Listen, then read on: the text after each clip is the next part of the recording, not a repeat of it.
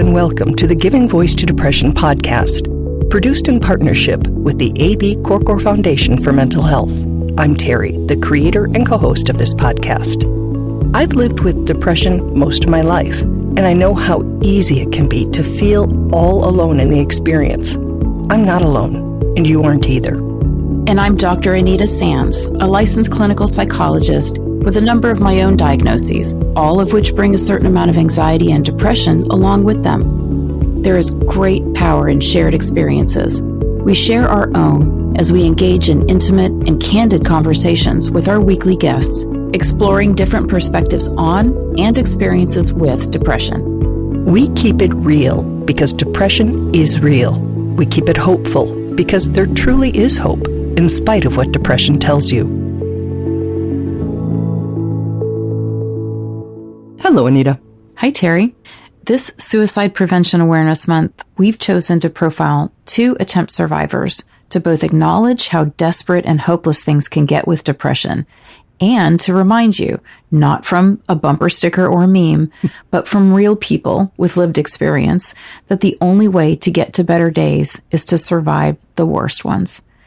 What better days, you ask? Our guests asked that too. Depression makes us believe that things will never, ever get better, and that we will always be stuck in that dark, hopeless pit. But depression lies. Indeed it does. There is a critical difference between wanting to stop the pain, numbness, the persistent feeling of being a worthless burden, and wanting to actually die. There are ways out, even if you feel like you've tried everything. And stories like Mark's last week, episode 271 if you missed it, and Jannine's today are proof, living proof. This episode is an introduction to Jeannine. We want you to hear her empowered, reflective, mature self before next week when you'll hear about her darkest day and suicide attempt. Here is Jeannine in an interview we recorded 3 years ago, giving her voice to depression.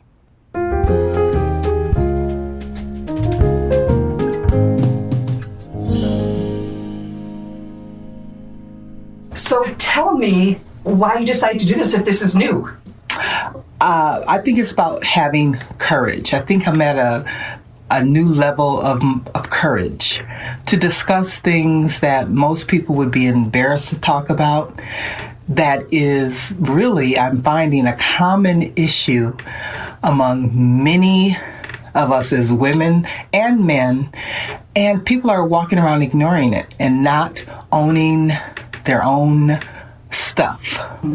So I always pride myself in owning everything about me.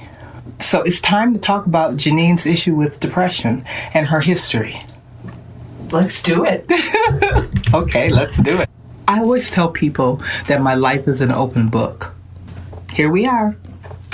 If your life is an open book, you have to be willing to discuss every aspect of your life. I don't want any skeletons in my closet. I want them all to come out dressed all cute. I don't want my skeletons to haunt anybody.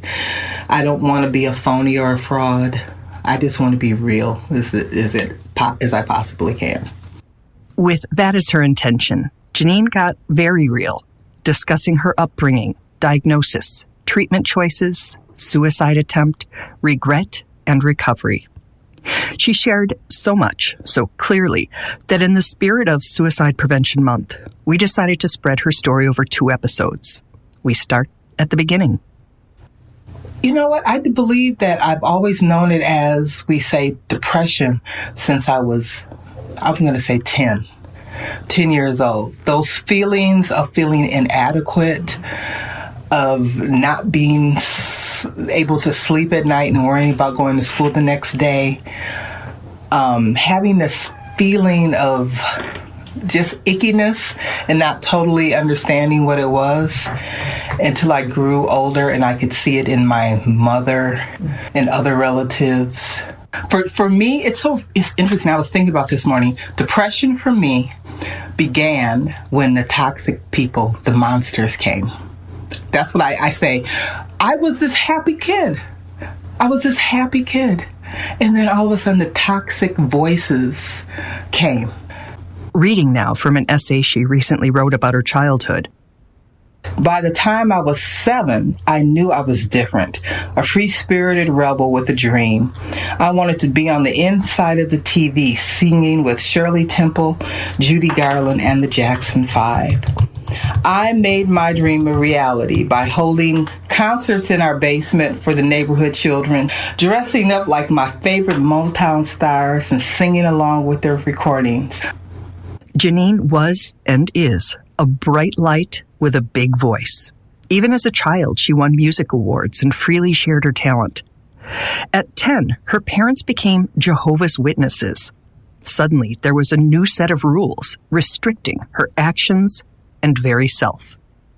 How could a dream that seemed like destiny turn so topsy-turvy? This religious organization controlled our beliefs and actions, and it changed our family traditions. Association with friends and even relatives outside of our religion was strongly discouraged. Education beyond high school, voting, and celebrating holidays was also forbidden. As a Jehovah's Witness, my thoughts and ideals were so tightly controlled that by the time I turned 12, I felt sick inside, depressed, and lost. I was a robot in a glass tower, and Jeannine with her music was inside screaming to get out. A break came when I was 15 and someone asked me to sing for a gathering. I was ecstatic. I gave a stellar performance, and the response from the crowd was thrilling. Unfortunately, Jeannine says the elders within Kingdom Hall were not thrilled. They told her parents it wasn't wise for her to pursue such worldly glorification.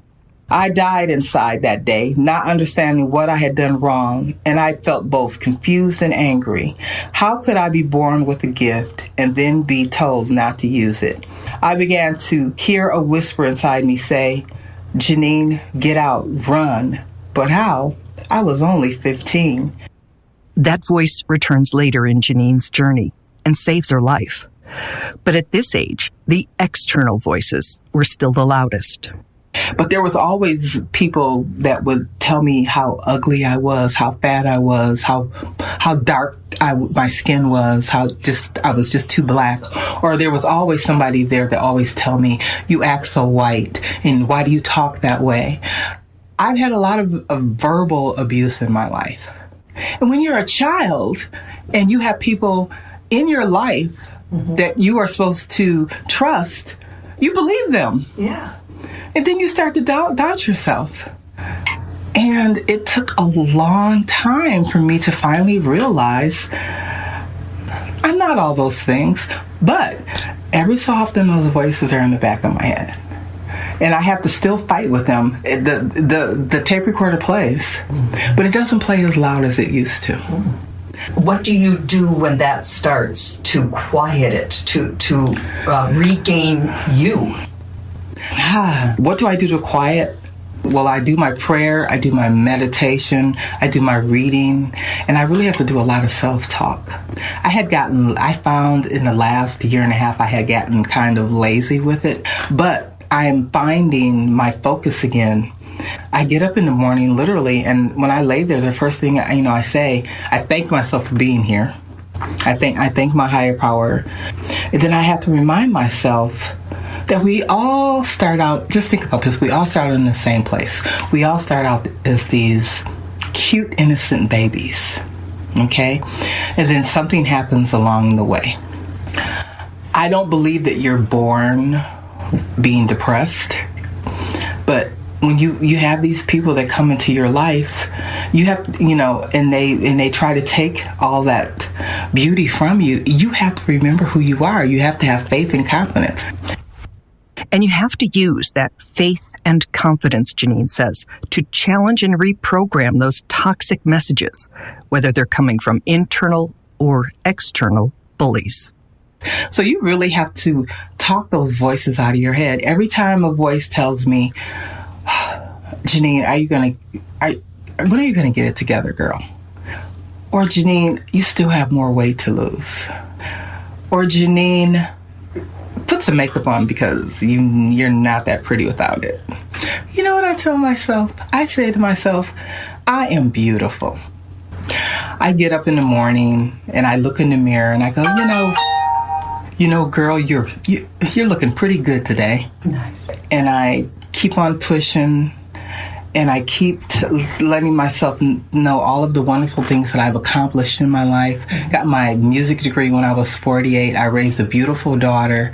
I've had 2 great careers.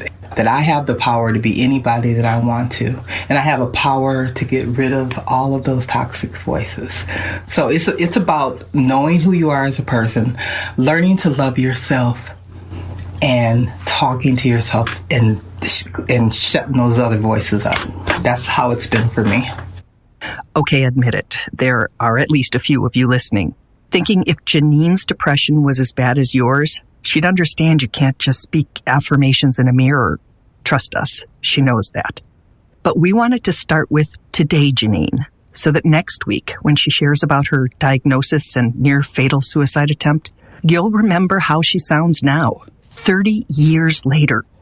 30 years she would not have experienced if things had gone as she had planned that spring day.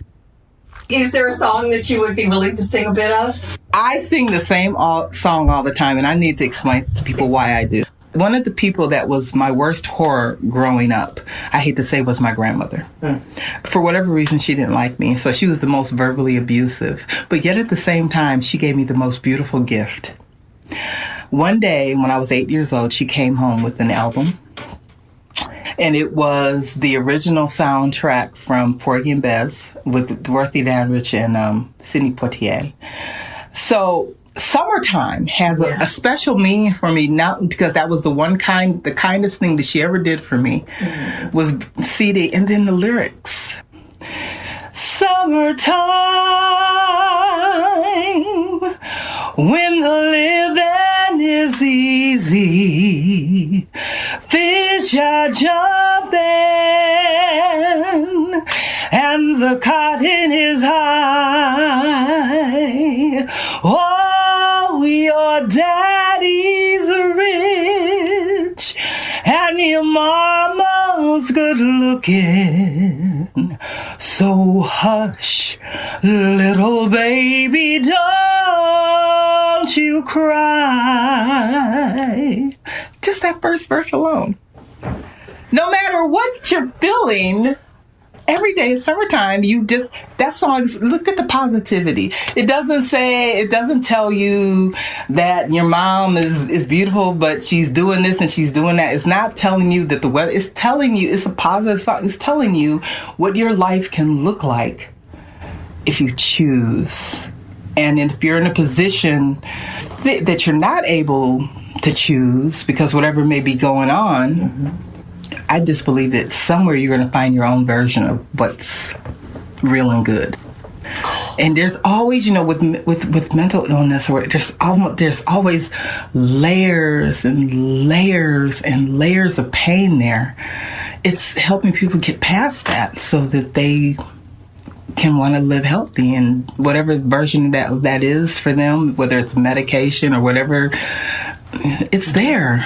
People have to realize it's there.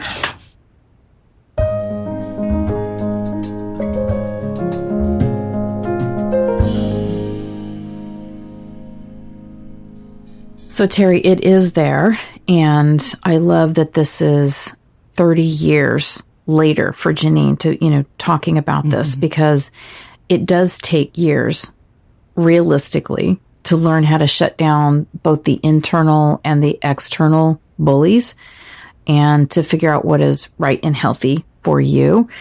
And just like Mark Hennick, who also said that, it's never just the medication or one therapist that does it. It's the accumulation, that slow accumulation of years of experimenting and finding what works for you and building and creating more positive ways of managing it. Because, she's done so much growth and so much learning and is in such a different place. And I just want people to know that doesn't happen overnight. It happens very slowly over a longer period of time than I think a lot of people realize. Which recovering from trauma and so many other things do as well, right? Yes. The fact that some things could take a lifetime to feel like I'm where I want to be is okay. There's nothing wrong with you. There's nothing wrong with you. Right. And I just love Jannine's point that well, that there is hope, and that no matter what, depression or anything or anyone else, she had some really toxic thoughts of her own, and then some really toxic ones coming at her from the people in her life. Whatever you're hearing, you do have value, and you do deserve a life worth living, and those are critically important things to really take in, and it can be hard. I know it can be so hard. I don't know that I would have believed it when I was at my worst, but I'm hoping that if you're listening now, you do believe it, because unlike depression, we try really hard to never lie. And next week, we will hear again from Janine, this time about her darkest day and her suicide attempt. But again, we did it in this order because we want you to remember the laughing, interesting woman of so much depth and that beautiful, powerful voice of hers that she now has, so that you don't forget that when you hear next week how hard things were.